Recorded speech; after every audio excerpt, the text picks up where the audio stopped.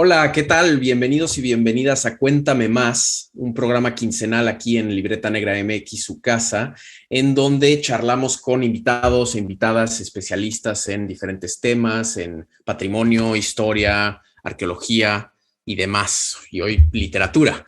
Les habla su anfitrión, Daniel Salinas Córdoba, y es un gusto que nos estén escuchando. Antes de comenzar con el episodio de hoy, les quería decir, bueno, una disculpa por este periodo de inactividad que tuvimos entre nuestro último episodio y este de hoy que están escuchando. En Libreta Negra tuvimos un periodo de reestructuración de algunos aspectos de nuestra programación para pues poder mejorar y asegurarnos de que nuestros contenidos sean de su agrado e interés. Pero bueno, ya estamos aquí de regreso. Y también otro anuncio parroquial, es que estoy muy contento, pues hace apenas unos días este podcast cumplió un año de haber iniciado y bueno, quería nada más agradecerles muchísimo a todos ustedes por su interés siguiendo y escuchando los hasta hoy 24 episodios de Cuéntame Más que hemos producido para ustedes, nuestra querida comunidad de Libreta Negra MX. Si aún no lo hacen, les invitamos a que nos sigan en redes sociales para estar al pendiente de nuestros estrenos, para comunicarse con nosotros y también les agradecemos infinitamente por sus donaciones en Ko-fi y PayPal, que son gracias a ellas que podemos seguir produciendo nuestros contenidos para ustedes. Entonces, bueno, pasando ya al programa de hoy, hoy tenemos como invitado a un muy querido y viejo amigo, Jerónimo Emiliano. Él es escritor, poeta e investigador independiente que hace poco, de hecho, Jerónimo publicó un libro titulado La otra literatura, escritura y visualidad en el Códice Borgia. Y hoy justamente nos va a estar contando más sobre este trabajo, estudiando la literatura presente en los códices. Jero, bienvenido, un gusto que estés aquí en Cuéntame Más con nosotros. Muchas gracias, Dani, gracias por el espacio, un gusto pues volvernos a encontrar y bueno, aprovecho para felicitarlos por el aniversario, que se cumplan muchos años más de Libreta Negra. Muchísimas gracias, Jero. Sí, efectivamente es un gusto coincidir acá de nuevo. Jero y yo colaboramos hace ya más de una década en un proyecto de una revista literaria en Cuernavaca, La Piedra. Sí. Pero bueno, hoy justo vamos a hablar sobre esta investigación que realizaste como parte de tu maestría, ¿no? En la que investigaste la literatura en los códices mesoamericanos, particularmente el Borgia. Correcto. Vamos a empezar un poco la charla estableciendo lo básico, ¿no? No sé si nos puedes dar una breve introducción a qué son los códices, cuál es su importancia y también cómo es que tú terminaste pues estudiándolos, ¿no? Estos códices mesoamericanos. Sí, claro. Bueno, pues más o menos desde mitades del siglo pasado, a partir de la década del 50, más o menos, con este boom de los estudios arqueológicos e históricos en México, en América Latina, comenzó, digamos, una especie ahí de ansiedad o de búsqueda de parte de los académicos de lo que podría ser el fundamento material o la base arqueológica de una literatura mesoamericana, ¿no? Es decir, se trató de encontrar dentro de lo que se exploraba en los distintos yacimientos y, como digo, en este boom de la arqueología mexicana, se trató de encontrar las bases no solamente en términos de lo físico, sino en términos de los fundamentos filosóficos de una literatura e incluso de una filosofía mesoamericana o náhuatl en la mayoría de los casos, que es de donde más se ha estudiado, ¿no? Uh-huh. Y bueno, esto llevó a la revalorización, el reaprecio, digamos, de los llamados códices mesoamericanos, que no son otra cosa que los libros indígenas, ¿no? Realmente los códices mesoamericanos, bueno, pues son libros en distintos formatos, algunos de ellos en papel, se hacía papel a partir de fibras de maguey, se hacía papel a partir del árbol del amate, a partir del árbol del capulín, y se hacían también pliegos, digamos, parecidos a los pergaminos europeos hechos de piel, sobre todo de piel de venado. En ellos, pues, está plasmada la cosmovisión de los antiguos mexicanos, ¿no? Su manera de comprender el mundo, su manera de comprender el tiempo, incluso su manera de organizarse administrativamente, ¿no? De llevar la cuenta de los tributos, la cuenta de cuestiones comerciales, etcétera. Y bueno, son documentos en donde se preserva la memoria de los pueblos, ¿no? Más o menos, bueno, es un periodo muy amplio, ¿no? Pero se estima que los primeros códices empezaron a escribir por ahí del siglo III y no terminaron de escribirse sino hasta el siglo XVIII. Esto quiere decir que tenemos códices prehispánicos, códices de contacto, códices que se escribieron durante la conquista y códices coloniales. Pero en sí mismos, pues, son documentos, ¿no? Son documentos manuscritos de un carácter fuertemente pictográfico que contienen eso, la historia de los pueblos, su forma de organizarse, su forma de contar el tiempo, ¿no? Y fueron escritos por las culturas mesoamericanas en este largo periodo que va desde el siglo III hasta finales del siglo XVIII. Claro. Bien, bien, bien. Eso es una buena base para ir construyendo, ¿no? Y también, bueno, de estas tres tiempos de los códices que mencionas, creo importante mencionar cómo hay muy pocos, particularmente de los prehispánicos, ¿no? De todos estos producidos antes de la llegada de los conquistadores, sí. Pues quedan súper poquitos, ¿no? Es cierto. Un puñado, es cierto. ¿no? Es cierto, digamos, los conteos más optimistas se calcula que habría más o menos unos 16 códices prehispánicos que se conservan. Ahora, 16 códices prehispánicos de una región muy amplia, ¿no? Estamos hablando que esos 16 códices se dividen entre las tres estilos, o las tres que a su vez obedecen a una región de códices que existen, que son los códices de la Mixteca, los códices nahuas y los códices mayas. Ahora, es particularmente llamativo con todo lo que implica la cultura nahua en términos del discurso, incluso retórico y político de poder alrededor de una cultura central y todo lo que eso significa. Es llamativo que no existe ninguno, absolutamente ninguno, 0 códices prehispánicos de la zona nahua. Es decir, los códices nahuas que tenemos son o coloniales, o de contacto, escritos durante la Guerra de Conquista, como sería el caso de la famosa tira de la peregrinación, que está en el Museo de Antropología e Historia. Es un códice de contacto que se estima que se escribió alrededor de 1520, más o menos, pero no tenemos ningún códice propiamente previo a la conquista de la zona nahua, lo cual te hace pensar en muchas cosas, ¿no? Sí te hace reflexionar acerca de los fundamentos de esta cultura como una cultura central, ¿no? Y con un discurso político como implica hoy en día, ¿no? Pero bueno, también te hace pensar en cómo el proyecto de destrucción de autos de fe, de quema y destrucción de códices en México, pues sí estuvo fuertemente focalizado en la zona nahua, que era, pues como sabemos, los mexicas eran la cultura dominante al momento de la llegada de los españoles. Sí, no, definitivamente. Y un poco entonces, ¿cómo es que tú te interesaste por este tema y empezaste a estudiarlo, ¿no? Y ahora ya con este resultado del libro que recién se publicó al respecto. Bueno, pues es curioso.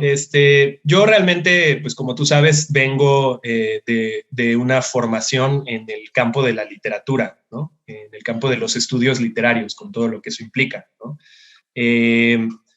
A mí, el camino del estudio de lo que se conoce en literatura como poesía visual, que son todos estos distintos momentos en la historia de la literatura en la que las artes visuales, ¿no? O las artes plásticas, como les queramos llamar, se han conjugado, se han encontrado relaciones, han trabajado juntas, digamos, con la literatura.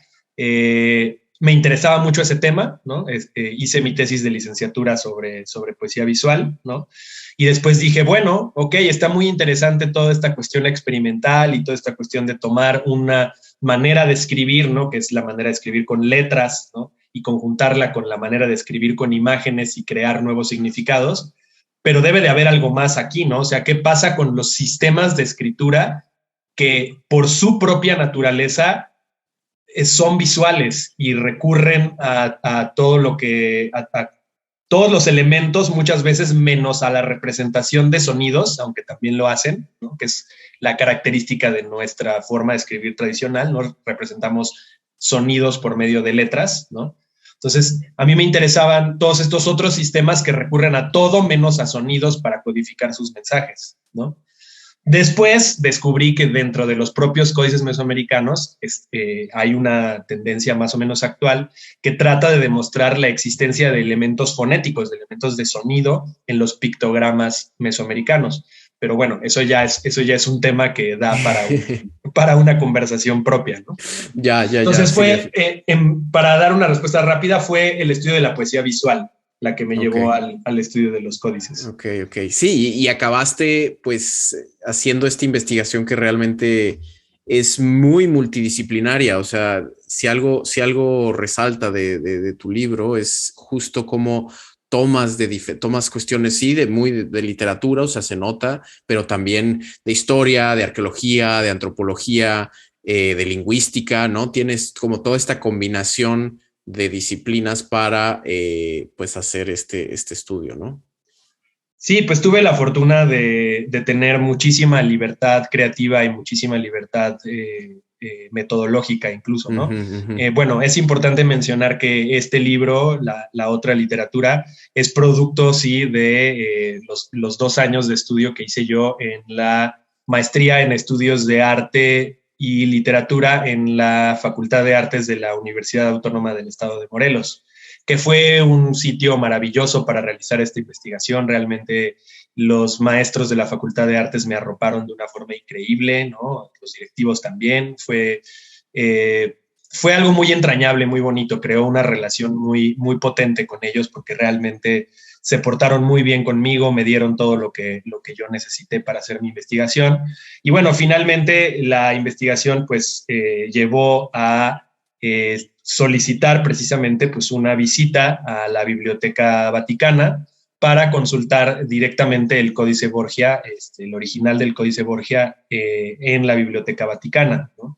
Lo cual fue una verdadera odisea también, ¿no? Implicó una cantidad de trámites bastante indeseable para la mayoría de los mortales, pero bueno, se logró y pues eso pues le dio una dimensión, incluso me atrevería a decir hasta espiritual a esta investigación. O sea, fue realmente una experiencia alucinante estar ahí, por todo lo que implica, no solo la visita en sí mismo al Vaticano, sino pues tener un documento así antiguo entre tus manos es realmente alucinante, ¿no? Claro. Sí, y uno que definitivamente es muy poco accesible. O sea, justo por esto que hablamos de que quedan pocos y muchos están acá en Europa, es como complicado eso, ¿no? Pues tú sabes mucho de esos temas, ¿no? Porque te dedicas a temas de conservación, ¿no? Y bueno, dicho sea de paso, solo por contar la anécdota, porque siempre aparece esta pregunta, ¿no? ¿Y por qué están allá? ¿No? ¿Y por qué no están aquí? Etcétera. Solo pues para matizar, bueno, pues ha habido muchos intentos de hacer que estos códices se traigan a México, ¿no? Uno de ellos muy reciente, ¿no? De hecho, unos meses después de que yo estaba consultándolo allá, pues la primera dama de México estaba tratando de negociar con el Vaticano precisamente por esos códices. Quizás, pues no fue una estrategia muy diplomática primero mandar a exigir las famosas disculpas por la conquista y después venir a pedir los códices, ¿no? Si se sintió un poquito como fuera de estrategia, pero lo que quiero decir con esto es que ha habido muchos intentos de repatriarlos y no es fácil, ¿no? Sí. Hay muchos temas legales y muchas controversias también históricas que lo impiden, ¿no? Sí, incluyendo un robo, ¿no? Ahí también esa historia, la del Tonelamatl de Aubin, que se robaron de la Biblioteca Nacional en París. Pero bueno, eso sí es un tema interesantísimo, pero Sí. Vamos a seguir como un poco enfocándonos en el libro, ¿no? Claro. Que sí, ese es un problema con los códices, definitivamente, que es tan grande y hay tantas formas de verlos, hay tantas formas de estudiarlos, hay tantos temas que tocan, ¿no? Que definitivamente da para muchos episodios. Pero efectivamente. En tu libro abordas unos debates bien interesantes de esto que mencionabas sobre la escritura, la definición misma de la historia y la literatura, ¿no? O sea, me llamó mucho la atención estas preguntas, ¿no? De si no hay registro tradicional del tiempo y de los acontecimientos, no hay historia, o si no hay escritura alfabética, no hay literatura, ¿no? Son muy provocadoras esas preguntas. Y claro. Justo estás hablando de la escritura y por lo tanto la literatura en los códices mesoamericanos. Propones una hipótesis sobre los códigos que hay en la literatura mesoamericana en torno a esto que tú llamas prososemaciografía.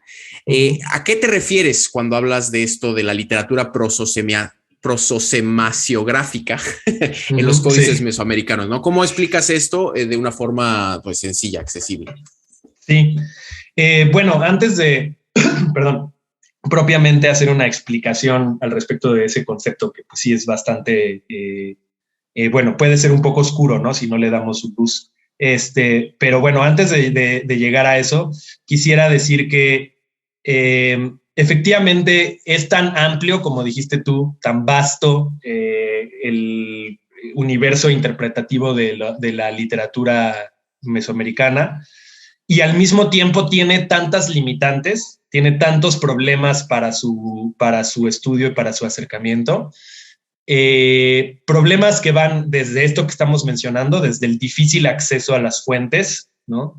El recelo que hay, esto es un gran problema, esto sí es un problema grave, ¿no? El recelo que hay por parte de quienes los custodian para que este tipo de objetos sean sometidos a estudios de laboratorio, eso es importante, ¿no? El códice Borgia, por ejemplo, podría bien fácilmente ser sometido a un estudio de carbono 14. Como tú sabes, el carbono 14 es un estudio de laboratorio que nos permite datar productos que tienen un origen sustancialmente animal. Y el códice Borgia, al ser piel de venado, puede ser datado con mucha mayor precisión de como lo tenemos datado ahora por medio de un estudio de laboratorio. Y hay recelos muy fuertes de quienes los contienen, de quienes los custodian, para permitir que se realicen este tipo de estudios. Además de que en sí mismo es difícil acceder a ellos, es difícil llegar a tenerlos siquiera en tus manos, poderlos fotografiar, etcétera. Además de que hay pocos, además de que están fuera de México, además de que esos son tan vastos y tan amplios, como decíamos, que se puede acercar uno desde muchos lados. Además, y esto es muy importante, de que hay un fenómeno de folclorismo alrededor de estos documentos. Hay muchas ideas prehechas al respecto de lo que son estos documentos y muchos deseos también, muchas carencias también reflejadas en nuestra manera de acercarnos a estos productos. Entonces, eso genera limitantes, eso genera problemas a la hora de acercarse a los códices. Por lo tanto, una de las cosas en las que yo hago mucho énfasis en el libro es que todos, sino que prácticamente todos los que nos acercamos al estudio de la literatura mesoamericana y en particular a los códices, a lo más que llegamos es a plantear hipótesis, a plantear acercamientos, a plantear ideas generales que son tendientes a ser debatidas y que prácticamente con la siguiente publicación pueden ser debatidas, ¿no? Acercamientos y preguntas más que respuestas propiamente es lo que podemos hacer nosotros, porque es un campo de estudio muy limitado realmente en el que nos encontramos, ¿no? Hasta que no podamos solventar este tipo de cuestiones, pues no vamos a poder hacer un acercamiento un poco más serio a estos documentos. Un poco el objetivo de mi libro sí es, por el lado de estas ideas folcloristas, despejar algunos de los clichés que nos hemos hecho alrededor de los códices mesoamericanos y todo lo que eso implica. Ahora, una vez dicho esto, ya puedo responder ahora sí a tu pregunta, ¿no? La hipótesis que yo lanzo, por lo tanto, el acercamiento que yo estoy planteando, que no es tendiente a ser universal, que es simplemente un acercamiento más frente a muchos otros, es que en los códices mesoamericanos existe un registro escrito, por supuesto por medio de pictografía, por medio de lo que entendemos como pictogramas, ¿no? Que estos son ideas o conceptos complejos que se crean a partir de signos específicos de un carácter visual que en su composición, cuando están todos juntos en una lámina, en un espacio, ¿no? en un códice, incluso en una vasija, en una estela, en un mural, en conjunto obtienen un significado complejo. Por sí mismos tal vez no conjugan significados muy complejos, pero en conjunto crean un pictograma, que es un conjunto de glifos, es decir, de signos, que crean un significado complejo cuando están puestos en un mismo espacio, en un mismo lugar, ¿no? Ahora, esta manera de escribir, según la hipótesis que yo planteo, no soy el único que lo hace. Patrick Johansson, que pertenece a un grupo privilegiado de investigadores de la UNAM, fue uno de los primeros en plantear esta idea. No existe por sí mismo, ¿no? Es decir, no es por completo el texto literario el códice o el pictograma que estoy interpretando, sino es eso, interpretado a un público y por lo tanto, si no agrego a sus elementos gráficos y visuales, elementos prosódicos, de aquí la parte prosódica de prososemaciografía, es decir, elementos de vestuario, elementos de entonación, elementos incluso rituales que tengan que ver con cantos, que tengan que ver con danzas, con movimientos, con música, con olores, ¿no? Con situaciones, vamos a llamarle teatrales, ¿no? Que están profundamente relacionados con lo que está escrito en el códice. Bajo esta idea, el códice es una especie de guión teatral, lo más parecido a lo que nosotros ahora entendemos como un guión teatral, el cual un sacerdote o un lector especializado puede tomar en sus manos, extender en el suelo o probablemente extenderlo en la pared de algún templo y hacer una interpretación, ¿no? Prosódica, ritual, teatral, ¿no? De lo que está escrito en ese códice. Por lo tanto, el códice no tiene una forma unívoca de interpretarse, tiene tantas formas de interpretarse como el intérprete que lo esté tomando en ese momento. Claro que no puede salirse de cierta estructura, de cierto guión elemental, por eso es un guión, ¿no? Sí. Pero puede agregar ciertos elementos performativos, ciertos elementos teatrales, actorales, vamos a llamarle, a su interpretación, de manera que yo puedo ir a ver la representación de la leyenda de los soles un día y en la siguiente semana ir a ver la misma representación y va a ser más o menos igual. De hecho, yo ya voy a conocer la esencia de esa historia, pero pueden existir ciertas licencias teatrales, poéticas, vamos a llamarle, al momento de representarlos. A eso se resume la idea de prososemaciográfico, a una correlación entre lo que está escrito en el códice, que no tiene una sola forma de lectura, sino puede abrirse a un cierto espectro de interpretación, y los elementos teatrales performativos prosódicos, ¿no? Que esto es un término muy lingüístico, para representarlos. Pero el punto aquí, y ya con esto termino esta respuesta, el punto aquí es que no los puedes separar. No puedes agarrar la versión teatral, escribirla con palabras, por ejemplo, transcribirla a palabras en náhuatl, en español, en inglés, en cualquier idioma, y pretender que eso es un texto por sí mismo, que se sostiene por sí mismo, así como no puedes agarrar el códice y separarlo de su aspecto performativo y pretender que en sí mismo se sostiene. Le falta la mitad, le falta su otra parte, que es esa correlación entre lo oral y lo escrito. Sí, o sea, necesitas este otro contexto que va más allá de lo que está plasmado en el papel o en la piel de venado o en lo que sea, ¿no? Es Claro. Ya, ok. Entonces, esta hipótesis es bien interesante porque sí tiene mucho que ver justo, pues, como de esta relación entre lo material que ves y que puedes, pues sí, observar en el códice y todo lo demás que sucede cuando se lee, cuando se interpreta, ¿no? Ahora creo la cuestión es cómo con objetos tan antiguos, con siglos de por medio entre que fueron creados y usados, y tomando en cuenta la terrible ruptura cultural que fue la conquista, ¿cómo es posible acceder a este otro significado más holístico del que hablas, ¿no? Pero antes de que respondamos y nos vayamos a esa parte, vamos a una pequeña pausa.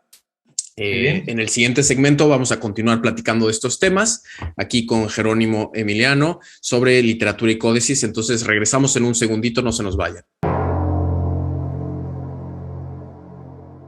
Libreta Negra MX es mantenida y traída para ti con un esfuerzo continuo de Wendy, Omar, Ivonne y Daniel, pero también necesitamos de ti. Para apoyar esta iniciativa de difusión y divulgación significativa, te pedimos que compartas este programa, dejes tus likes y recomiendes a Libreta Negra MX en todas las plataformas. Es gratis. Pero si nos quieres ayudar en esta cruzada divulgativa, aceptamos tus donaciones vía Ko-fi y PayPal. Con tu ayuda podemos mejorar nuestra producción y hasta pagar nuestro internet. Pasa la voz, Libreta Negra MX en YouTube, Spotify, iVoox, Apple Podcasts, Amazon Music, Twitter, Instagram y Facebook. Cultivamos memorias.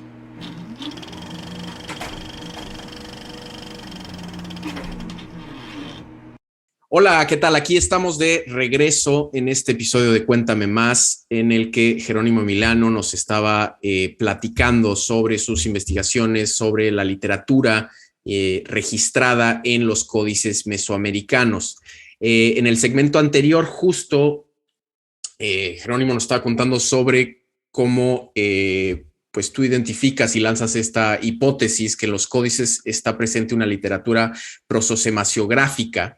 Y nos explicabas que esto es pues no solo lo que está en el papel, sino que tiene toda una otra parte performativa, como un guión de teatro, ¿no? De cómo se representan las cosas en tiempo real, ¿no? Y justo a mí lo que me brinca mucho, me surge la pregunta es, esto tiene mucho sentido, ¿no? O sea, si se ve, pues no puedes extraer al objeto, un objeto como los códices con sus pictogramas, etcétera, de su contexto más amplio de cómo eran representados, cómo eran, representados, consumidos, actuados, si quieres, en un contexto ritual por estos sacerdotes o lectores especializados. Pero me surge mucho la pregunta de cómo entonces es posible estudiar esto si lo único que tenemos, al menos a primera vista, es el códice, el objeto en sí, las hojas de papel, etcétera, con los pictogramas. Entonces, no sé si de esta hipótesis que nos explicaste hace unos minutos antes del corte, puedes como aterrizarla un poco en el caso específico que estudiaste tú, ¿no? En el Códice Borgia. Entonces, ¿cómo es posible detectar y estudiar este aspecto de la literatura prososemaciográfica en el Códice Borgia? Muy bien. Sí, bueno, primero me gustaría igual pues ir despejando cuestiones muy básicas al respecto de esto, ¿no? Ajá. Una primera cosa que tenemos que entender es, o preguntarnos, ¿no? Es en qué consistía el acto de leer para los antiguos mesoamericanos. Creo que tenemos que empezar por ahí, por preguntarnos ese tipo de cosas. El título del libro de la investigación es La otra literatura y no es, digamos, nada más una modita ahí rebeldona de los estudios decoloniales de ponerle ese nombre, ¿no? Sí hay una razón intrínseca de por qué se llama así esta investigación. Si hablamos de literatura y hablamos de libros, pues es muy fácil que caigamos todos en la manera común, ¿no? De entender lo que es leer un libro, que es voy a agarrar un libro, me voy a sentar en mi sillón favorito, lo voy a abrir y voy a leer esta historia que me está contando esta persona o esta anécdota, etcétera, que me está contando, porque es interesante, porque lo hizo muy bien y porque me gusta mucho cómo lo dice, ¿no? Pues esa manera de entender la literatura, esa manera íntima, esa manera personal, esa manera además que crea una estima hacia el autor y una estima hacia la originalidad, el estilo, el talento de esa persona, no existía en el contexto mesoamericano y para pronto no existía en Europa hasta hace no demasiado tiempo.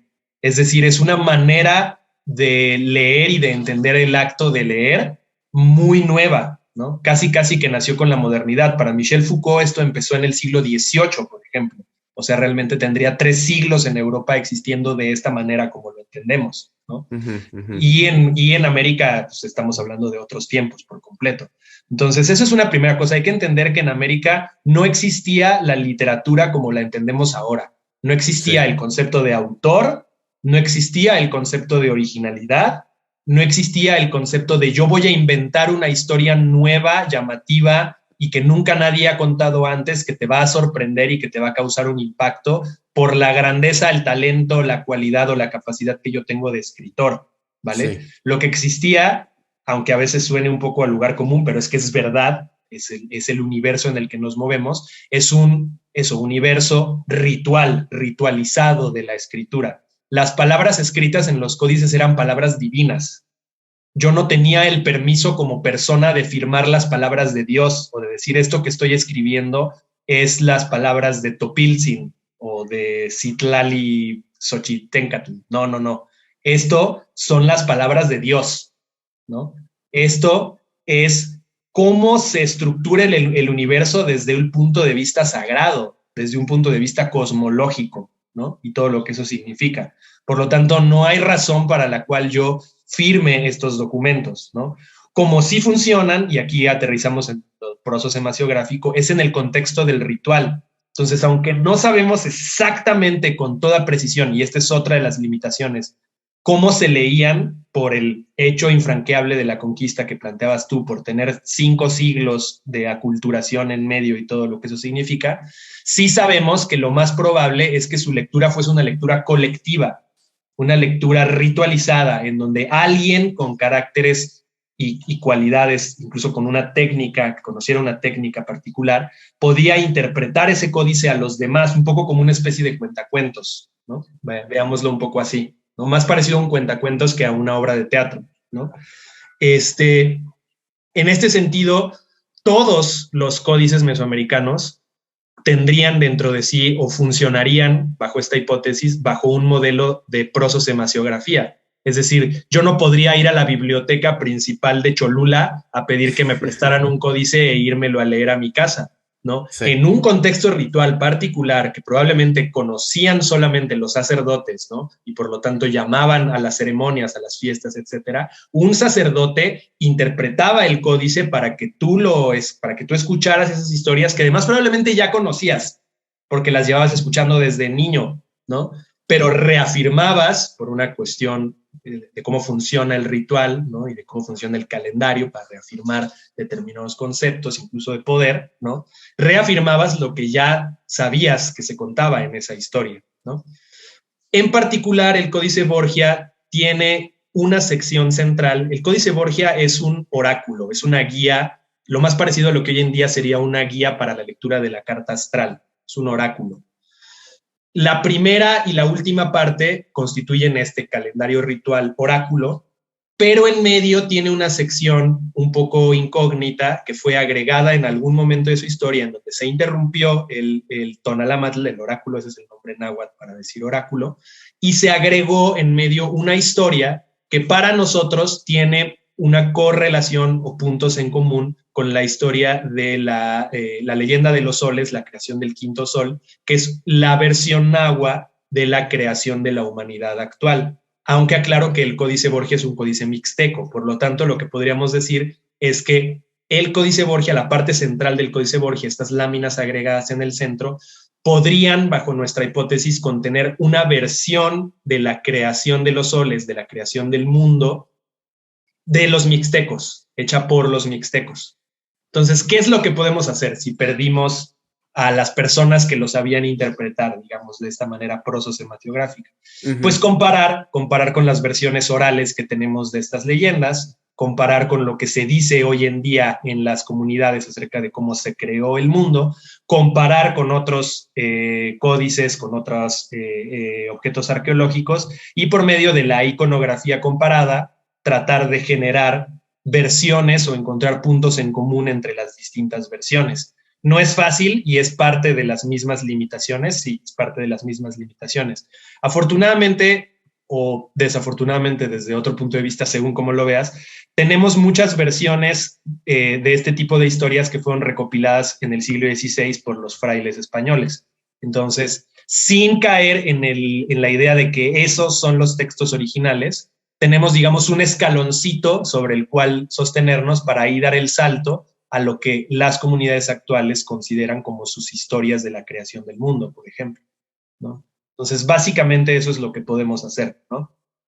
Tomar el objeto material, compararlo con su versión oral, tanto del siglo XVI como del siglo XXI, digamos, ¿no? Y compararlo con otros elementos o otros objetos arqueológicos, ¿no?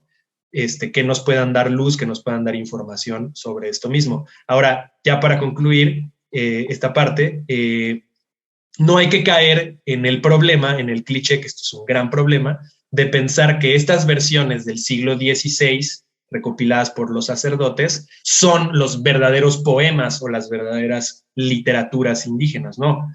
Repetimos, hay una correlación entre lo oral y lo escrito, no existen por sí mismos. Sí. Sí, no, y esto es, bueno, es algo muchas veces, este tipo de cuestiones de cómo, al final de cuentas, reconstruir el pasado es algo muy común en la arqueología, en la historia, etcétera. Y el caso de los códices, como bien nos comentas, es particularmente complicado, ¿no? El rompecabezas, siempre reconstruir el pasado es un rompecabezas, ¿no? Tienes que buscar diferentes pistas, diferentes piezas, usando toda una serie de métodos, ¿no? Pero creo que el caso de los códices es un rompecabezas particularmente difícil y del cual sí faltan un montón de piezas, ¿no? Sí. Pero... Fíjate que es interesante, perdón que te interrumpa. No, adelante. Es interesante lo que dices en términos de, a ver, es un rompecabezas complicado y más que los códices, yo me atrevería a decir la literatura mesoamericana, es decir, la manera, la forma, el acto de los antiguos mexicanos de contar historias, es un rompecabezas complicado. Es un área, es un tópico, es un espacio, ¿no? Que todavía genera muchas dudas y muchas ansiedades, ¿no? Es muy importante, por un lado, la literatura de un pueblo, además de un pueblo o de pueblos que tienen una necesidad histórica, social, incluso psicológica, me atrevería a decir, de autoafirmarse a sí mismos y de reconocerse a sí mismos como grandes, como importantes, ¿no? Pues la literatura de un pueblo es fundamental para esto. Entonces es muy importante, ¿no? Es muy importante. Hay toda una manera de entender la historia de México en particular, que parte de quienes en primer lugar empezaron a estudiar este tipo de fenómenos artísticos desde una perspectiva que quería salirse del marco tradicional eurocéntrico, aunque patinó y tuvo sus propios problemas también.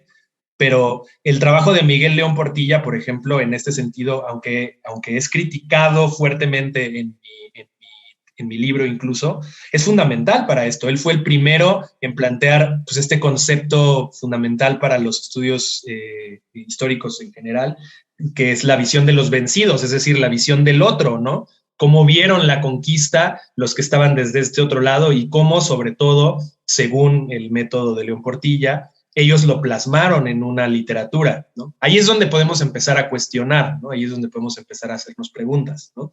Pero eso, cómo ellos contaron sus historias es un acercamiento fundamental que ha abierto la puerta para cuestiones muy básicas de los estudios históricos y antropológicos de México, ¿no? Pero efectivamente es difícil. Es importante, creo, en primer lugar, y creo que al final del día esa es la contribución más importante, aunque sea muy elemental, de mi documento, regresar a las fuentes primarias. No olvidarnos que existen documentos, los hay, y esos documentos no son no son solamente, digamos, los cantares mexicanos o las transcripciones de los poemas y de los cantos que se hicieron en el siglo XVI. Existen además los códices mesoamericanos, los libros indígenas, y no hay que olvidar que esa es esa otra literatura que le da sustento a las versiones orales. Pues creo que lo más importante al final del día de mi texto es eso, es recordar que existe una fuente primaria para la literatura mesoamericana. Claro, sí, y en este sentido, o sea, aquí el uso del título, de la otra literatura, se hace mucho referencia justo a, pues, este gran énfasis que ha tenido una parte digamos, de la literatura indígena, estos poemas indígenas tan famosos, los cantares, ¿no? Los que sí tienen autor, Netzahualcóyotl, etcétera, ¿no? Que van muy ligados, sí, yo creo que también con el proceso de conformación de la identidad nacional mexicana postrevolucionaria del siglo XX, ¿no? O sea, por supuesto. Entonces, en este sentido, ¿qué más nos puedes comentar de pues esta otra parte? ¿Cómo podemos visualizar más, tener más presente esta otra literatura, la parte, o sea, escrita, no solo la poesía oral que luego fue registrada?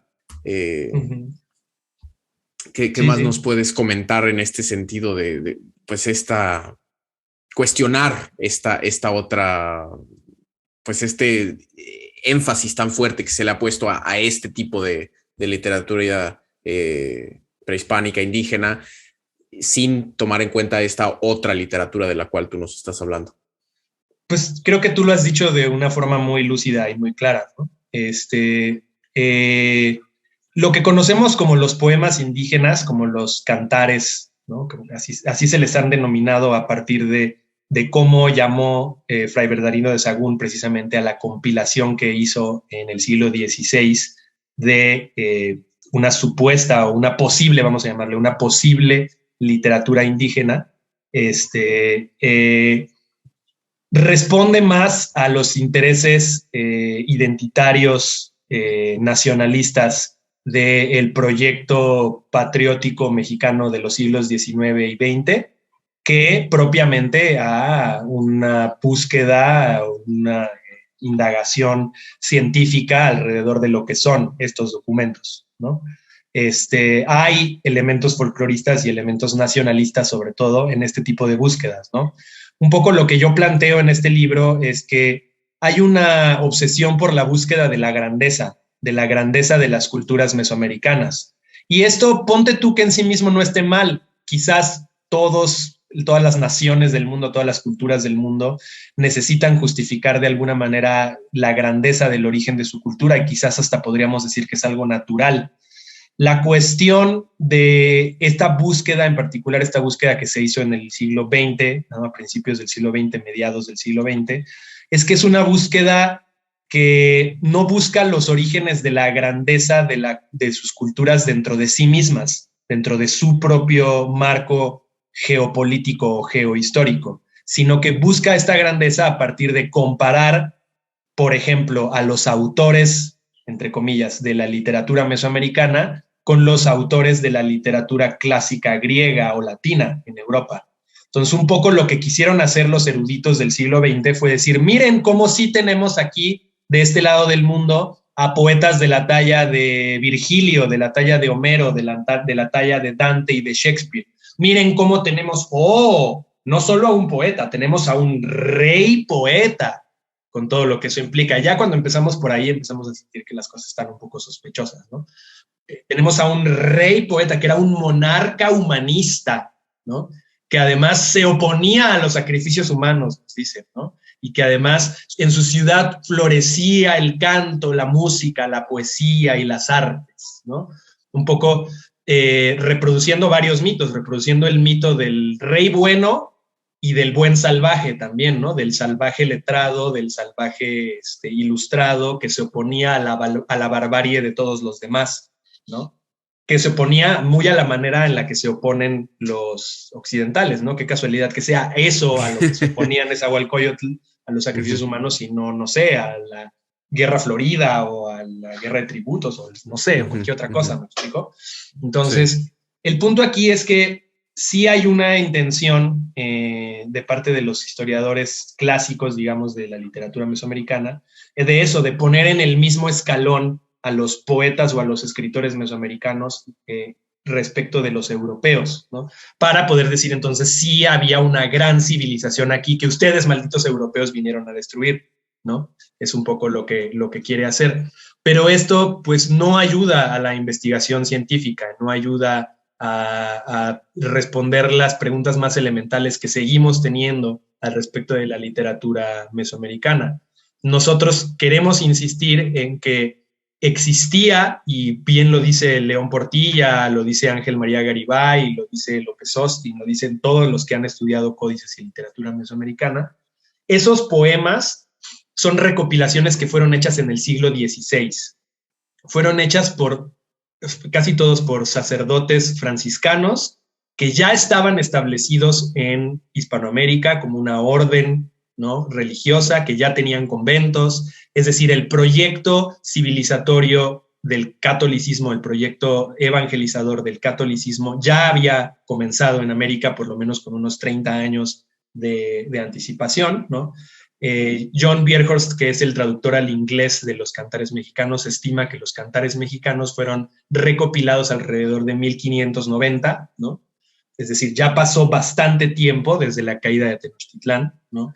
Estamos hablando de la segunda o de la tercera generación de indígenas ya nacidos en la colonia, ¿no?, ya evangelizados, y que un grupo de sacerdotes, que además hay que pensar en todo lo que significa un sacerdote para un indígena colonizado del siglo XVI, ¿no?, todo lo que representa psicológicamente, ¿no?, socialmente la presencia de un sacerdote de la talla de Bernardino de Sahagún, además, ¿no?, que debe haber sido una leyenda, ¿no?, dentro de su mundo, ¿no?, que te mande llamar a ti, que eres nieto de pues tal vez, no sé, un antiguo sacerdote o alguna persona que vivió en la antigua Tenochtitlán o en cualquier otra ciudad prehispánica, eres llamado a su despacho para ser severamente interrogado sobre ti, sobre tu cultura y sobre la cultura de tus abuelos. Y entonces te pregunta, oye, ¿te acuerdas cómo hacían el ritual de agradecer por la cosecha del maíz y qué es lo que cantaban?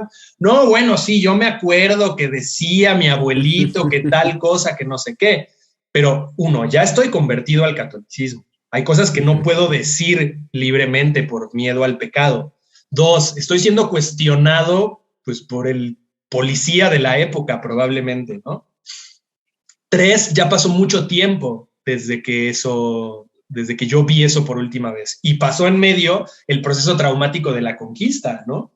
Tal vez a mi abuelito que hacía el ritual lo asesinaron cruelmente, ¿no? Lo decapitaron en la plaza pública o yo qué sé, ¿no?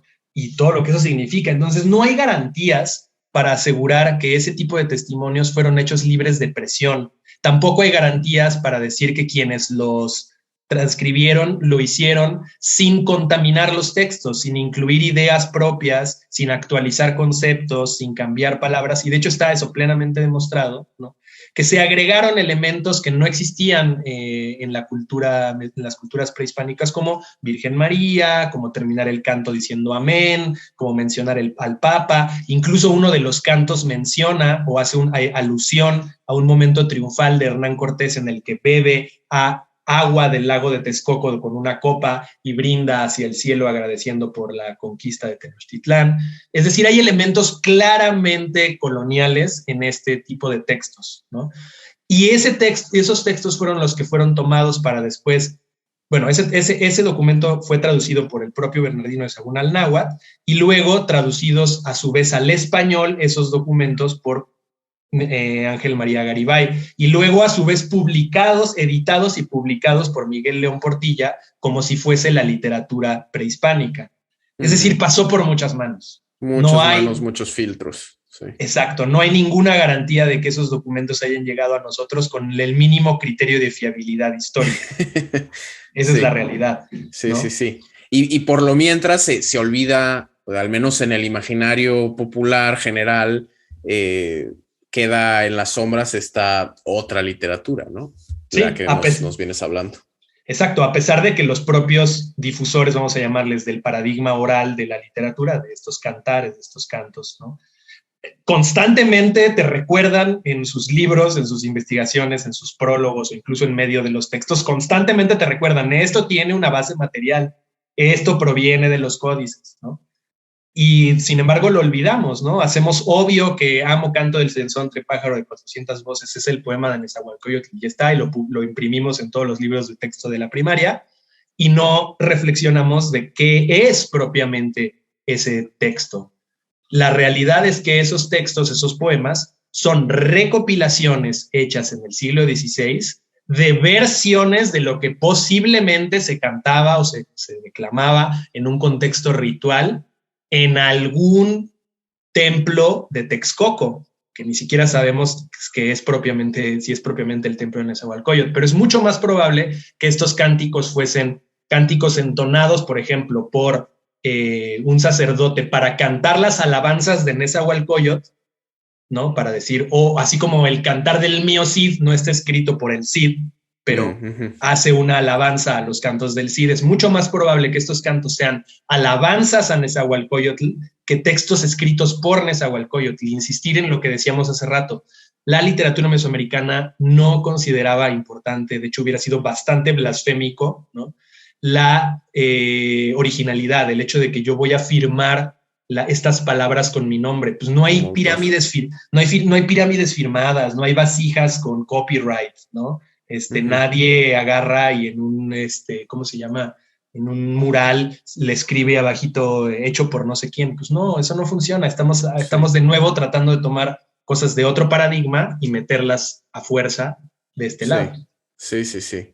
No, pues qué fascinante todos estos temas y definitivamente da mucho que pensar.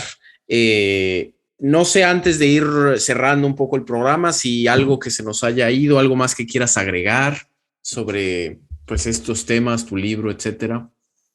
Bueno, pues simplemente insistir para no caer en un debate estéril, ¿no? Que no nos lleve a ningún lado. Simplemente insistir que no es que estos poemas, estas versiones orales de los poemas no sean importantes, ¿no? Empezamos hablando acerca de cómo existe una correlación entre lo que se representa y lo que está representado, digamos, ¿no? Existe una correlación inseparable entre una y otra. Y para bien o para mal, yo diría que más para bien que para mal, tenemos este escalón, como decíamos, ¿no? De estas recopilaciones que se hicieron en algún momento entre que fueron escritas estos textos originalmente y nuestra época, en el siglo XVI, tenemos un pequeño escalón. Tenemos estas recopilaciones con todas las limitantes que tienen, con todos los asteriscos que les tenemos que poner, pero son importantes. A partir de ahí se han generado muchas de las hipótesis acerca de no solo la literatura mesoamericana, sino de su cultura en el amplio sentido, ¿no? Entonces, eso es algo bueno, eso es algo positivo que exista, pero no debemos de olvidar como historiadores y como personas interesadas en esto, ¿cuáles son los límites que tienen estas fuentes? No son fuentes primarias y existe una tendencia general en los estudios históricos de México a tratarlas como si fueran fuentes primarias, porque está escrito por los sacerdotes, es verdadero y así es y así funciona. Pues no, es una visión muy particular de lo que estaba sucediendo en ese entonces. Sí podemos utilizarla como un apoyo, como una fuente secundaria, como una visión que nutrirá sin duda alguna de significado en nuestros estudios, pero no pueden ser tratadas como fuentes primarias. Eso es algo que tenemos que tener muy en cuenta. Sí, ¿no? Sí, definitivamente. Eso siempre es importante recordarlo, porque efectivamente es muy fácil que pues se nos vaya y que un poco caer en esta, como decías, el folclorismo o estas visiones un poco más simplistas, pues sí, de estas interpretaciones que hacemos del pasado, definitivamente. Oye, Jero, una cosa más que quiero destacar de tu libro. El libro es de acceso abierto, ¿no? Cualquiera puede acceder a una copia digital. ¿Dónde pueden encontrarlo? No sé si nos puedas compartir y claro, pondremos el enlace aquí en la descripción del episodio, pero ¿dónde está publicado y dónde se encuentra? Sí, claro que sí. Bueno, el libro fue una coedición entre Colectivo El Ojo, al cual yo pertenezco, y el Centro de Investigación y Desarrollo, que es un proyecto que que tiene sus bases en Paraguay y en México, que se dedica a eso, a hacer difusión de la ciencia latina, ¿no? De la ciencia latinoamericana, hecha por latinoamericanos. Por lo tanto, se puede descargar desde su página, ciencia-latina.org, ¿no? Ahí se encuentra la versión de libre acceso. También se puede encontrar en mi perfil de academia.edu, que estoy como Jerónimo Emiliano, con J, Jerónimo Emiliano. Y se puede descargar de mi página de internet también, que es todo de corrido, www.jeronimoemiliano.mx, y ahí se puede descargar. También me pueden buscar en redes sociales. Sí. Yo uso sobre todo Facebook. Estoy como @jemiliano21 o como Jerónimo Emiliano, simplemente. Y me pueden escribir directamente y yo les puedo mandar un link a Google Drive. Ya que estamos en eso, nada más pues decir que pues esta investigación fue producto, de nuevo, de la maestría en Estudios de Arte y Literatura de la UAM, y obtuvo un apoyo del Consejo Nacional de Ciencia y Tecnología, del Programa Nacional de Posgrados de Calidad. Y bueno, por lo tanto, esta cuestión de liberarlo, de hacerlo de libre acceso, pues es una manera también de yo ser coherente con mis propias ideas y de, digamos que regresar un poco de lo que yo tuve durante esos 2 años de beca, que sin duda han sido de los 2 años más satisfactorios de mi vida en todos los sentidos, ¿no? Sí, no, pues buenísimo, pues ahí lo tienen. Queridos escuchas, vayan, pondremos los links acá abajo para que puedan echarle un ojo al libro, que definitivamente vale mucho la pena. También ya Jero nos compartió sus redes sociales si lo quieren contactar a él.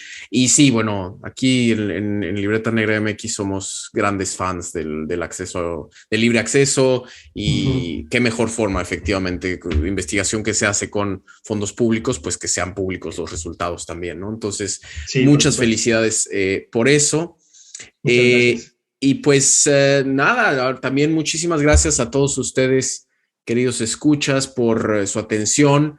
Les recordamos que igual también a nosotros de Libreta Negra MX nos pueden seguir. Nos encuentran en YouTube, en Twitter, en Instagram, en las plataformas de podcast, ¿no? En Apple Podcast, Spotify, etcétera. Síganos para conocer nuestros contenidos y programas, para entablar conversación, ¿no? ¿Qué les gustó, qué no les gustó, si están de acuerdo, etcétera? Nos encanta recibir comentarios de ustedes. A mí personalmente también me encuentran en Twitter e Instagram, es donde más estoy, como Daniel Salinas 00. Y también, pues, si gustan apoyarnos, nosotros somos un proyecto independiente de autogestión, entonces pueden suscribirse a nuestros canales, darle like, todas esas cosas, ¿no? Recomendarnos si creen que a alguien le podría interesar este episodio, por ejemplo, y dices, pues un tío le gustan los códices, mándenle el link, ¿no? No les cuesta nada y a nosotros nos ayudan mucho a crecer, a llegar a más personas. Y claro, también pues nos pueden invitar a un café, ¿no? Recibimos apoyos monetarios a través de Ko-fi o PayPal, que pues justamente son los que nos ayudan a sostener el proyecto, a crecer, a mejorar. Entonces les agradecemos de todo corazón esos apoyos. Abajo encuentran todos estos links también, de nuevo. Y pues, Jero, de nuevo, muchísimas gracias nuevamente por acompañarnos hoy, por contarnos más sobre tus investigaciones en torno a la literatura mesoamericana, los códices, etcétera. Un gusto tenerte por acá. Hombre, de nuevo, muchas gracias por el espacio, Dani, y de nuevo felicidades por su aniversario y por tan lindo proyecto, que continúen cosechando muchos éxitos. Perfecto, sí, pues muchísimas gracias. Y pues aquí nos despedimos, llegamos al final de este episodio en el cual nos acompañó Jerónimo Emiliano, y pues un gusto. Cuéntame Más es un podcast quincenal de entrevistas del proyecto de divulgación cultural Libreta Negra MX. Este episodio fue producido por mí, Daniel Salinas Córdoba. La edición estuvo a cargo de Omar Espinosa Severino. El resto del equipo de Libreta Negra MX está compuesto por Wendy Osorio Semé e Ivonne Ruiz Palacios. Muchas gracias por escucharnos y nos vemos con otro episodio de Cuéntame Más muy pronto. Hasta luego.